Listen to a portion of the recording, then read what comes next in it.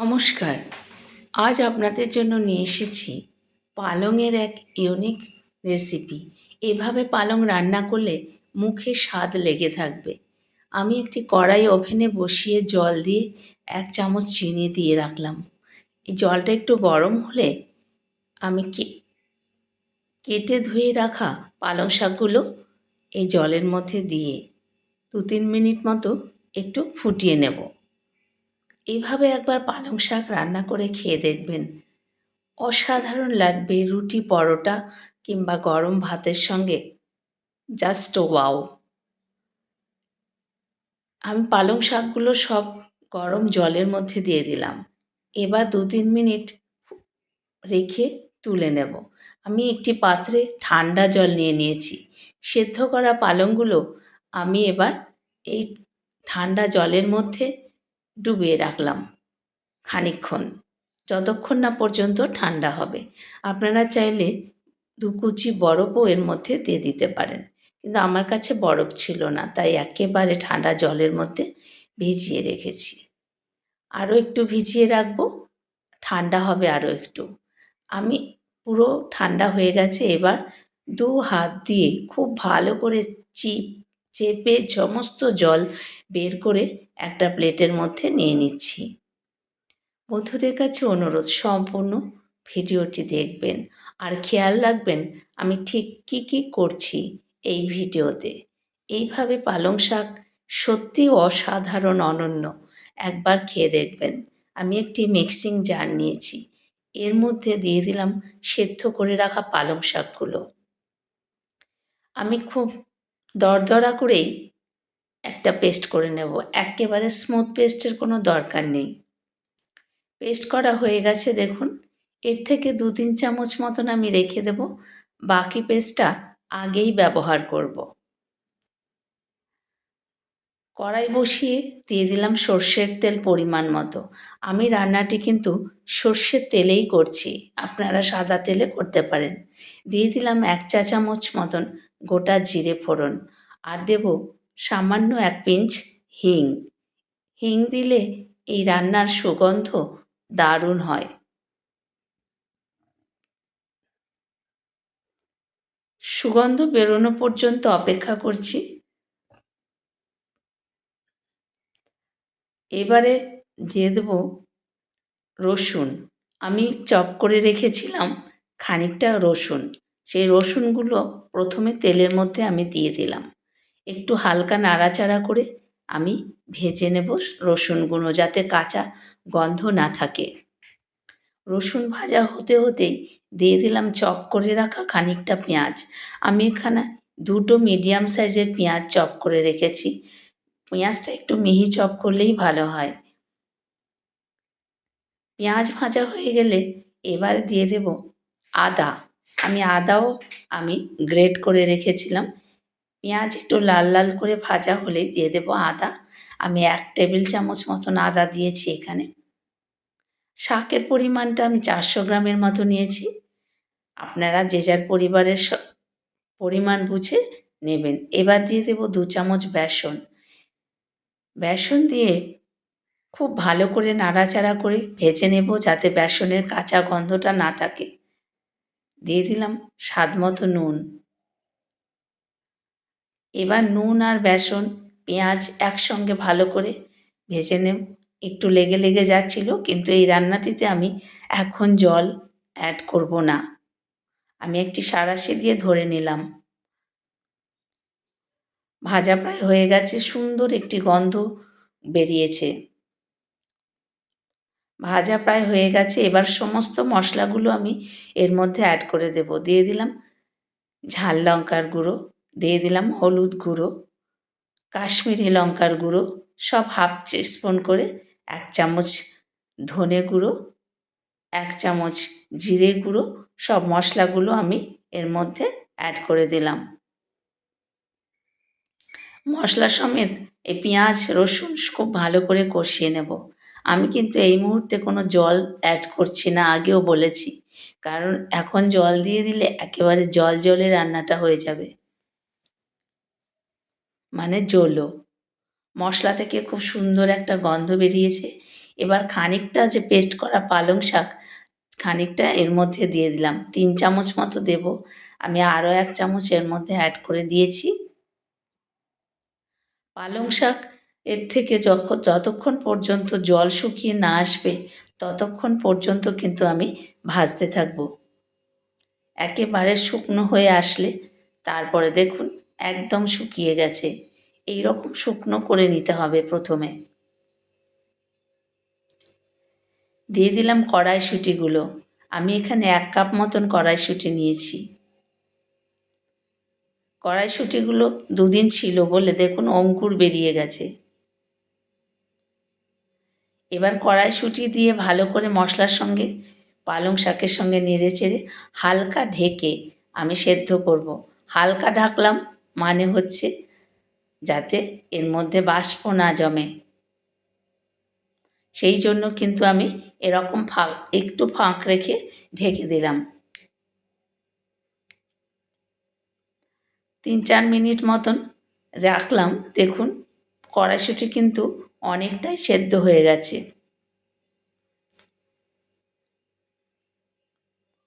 দেখুন দেখাচ্ছে, এই দেখুন অনেকটাই সেদ্ধ হয়ে গেছে আর পালং শাকের জলও একেবারেই শুকিয়ে গেছে। এবারে দিয়ে দেব খানিকটা টক দই। এখানে 2 টেবিল চামচ মতন টক দই রয়েছে। টক দই ফেটাতে হবে না, এর সঙ্গে না ফেটালেও হবে, এর সঙ্গে ভালো করে নেড়েচেড়ে নিলে ঠিক হয়ে যাবে। আমি রান্নাটিতে কিন্তু কোনো চিনি ব্যবহার করছি না। খুব ভালো করে কষিয়ে নেব।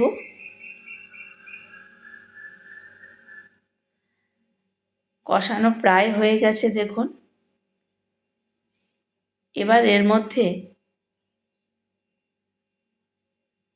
বন্ধুদের কাছে অনুরোধ, সম্পূর্ণ ভিডিওটি দেখবেন। আর যারা নতুন বন্ধু তাদেরকে অনেক অনেক স্বাগত জানাই। একটি লাইক করে, একটি সাবস্ক্রাইব করে পাশে থাকা বেল আইকনটি প্রেস করে রাখতে পারেন, যাতে সবার আগে নোটিফিকেশান আপনার কাছে পৌঁছায়। এবার একটু কসুরি মেথি নিয়ে নিয়েছি হাতের মধ্যে সামান্য।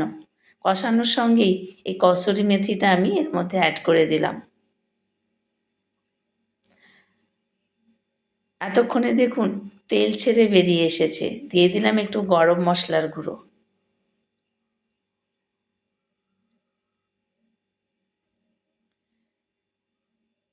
পুরো মশলাটাই কষানো হয়ে গেছে।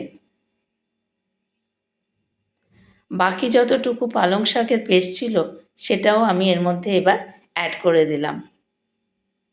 পালং শাকের পেস্ট কিন্তু একেবারে শুকনো করে করতে হবে, এতে কোনো জল দেওয়া চলবে না,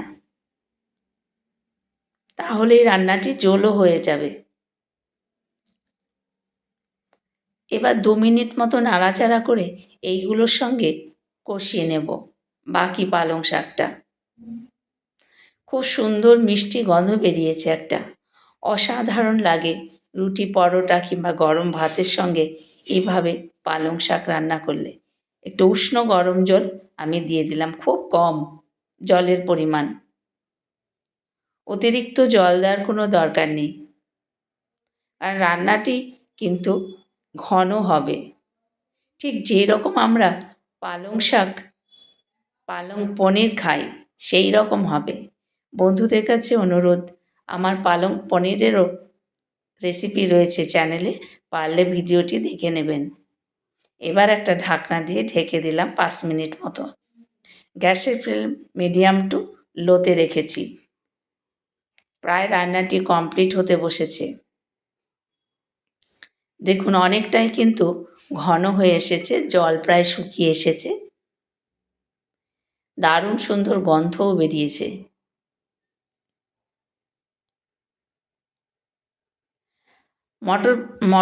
মটরশুঁটিগুলো একেবারেই সেদ্ধ হয়ে গেছে ভালোভাবে, একদম ভালোভাবে সেদ্ধ হয়ে গেছে। দেখুন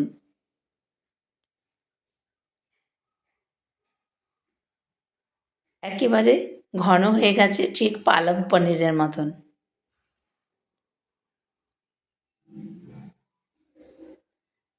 এবার আমি একটা তড়কা প্যান নিয়েছি, এর মধ্যে দু চামচ ঘি দিয়ে অ্যাড করে দিয়েছি। এবার ঘি গলা পর্যন্ত অপেক্ষা করব। আপনারা ইচ্ছে করলে বাটার কিংবা সাদা তেলের মধ্যেও ফোড়নটা দিতে পারেন। 1 চামচ রসুন কুচি এর মধ্যে দিয়ে ভেজে নেব। পালং শাকে রসুন দিলে কিন্তু অসাধারণ লাগে। একটুখানি কাশ্মীরি লঙ্কা গুঁড়ো এর মধ্যে দিলাম, হালকা ফ্রাই করে নেব। 1 চামচ সাদা তিল এর মধ্যে দিয়ে দিলাম। এবার ভালো করে তিল, রসুন আর ঘি একসঙ্গে ফ্রাই করে নিচ্ছি।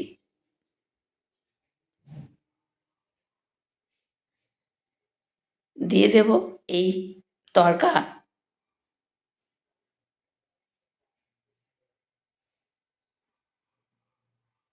পালংয়ের মধ্যে দিয়ে দিলাম, পালংয়ের মধ্যে ঢেলে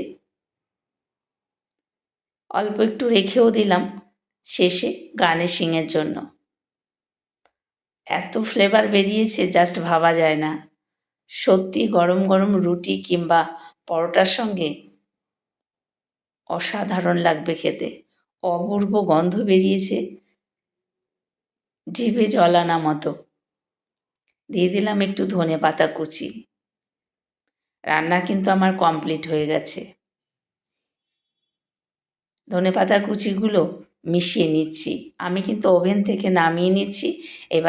এবার একটা বোল নিয়েছি, সার্ভিং বোল। তার মধ্যে আপনাদের সার্ভ করে দেখাচ্ছি। দেখুন কতটা সুন্দর হয়েছে। যেমন সুন্দর দেখতে তেমন কিন্তু খেতে অপূর্ব হয়েছে। পালংয়ের রেসিপিটি কেমন লাগলো, মানে মটর পালং, কমেন্ট করে জানাতে ভুলবেন না। ভিডিওটি ভালো লাগলে অবশ্যই একটি লাইক করবেন। আত্মীয় বন্ধু বান্ধবের মাঝে এই ধরনের রেসিপিগুলো শেয়ার করুন, যাতে সবার কাছে এই রকম রেসিপিগুলো পৌঁছে যায়। দিয়ে দিলাম বাকি তরকাটুকু, এর মধ্যে মিশিয়ে দিলাম। একটু চামচ দিয়ে নেড়েচেড়ে ঘেঁটে দিলাম। একটি সাবস্ক্রাইব করে পাশে থাকা বেল আইকনটি প্রেস করে চ্যানেলটির পাশে থাকবেন। দেখুন কত সুন্দর হয়েছে মটর পালং, অসাধারণ। এভাবে রান্না করলে স্বাদ মুখে লেগে থাকবে। আপনারা বাড়িতে একবার ট্রাই করবেন এইভাবে মটর পালং তৈরি করার, অসাধারণ লাগে খেতে। আপনারা সকলে ভালো থাকবেন। দেখা হবে আবার পরের অন্য কোনো রেসিপিতে। দেখুন কত সুন্দর হয়েছে মটর পালং। আপনারা বাড়িতে একবার এইভাবে ট্রাই করুন। একটি সাবস্ক্রাইব, একটি লাইক আর কমেন্ট করার অনুরোধ রইল। নমস্কার, আপনারা দেখছিলেন শম্পার রান্নাঘর। ধন্যবাদ সবাইকে সাথে থাকার জন্য। ভালো থাকবেন।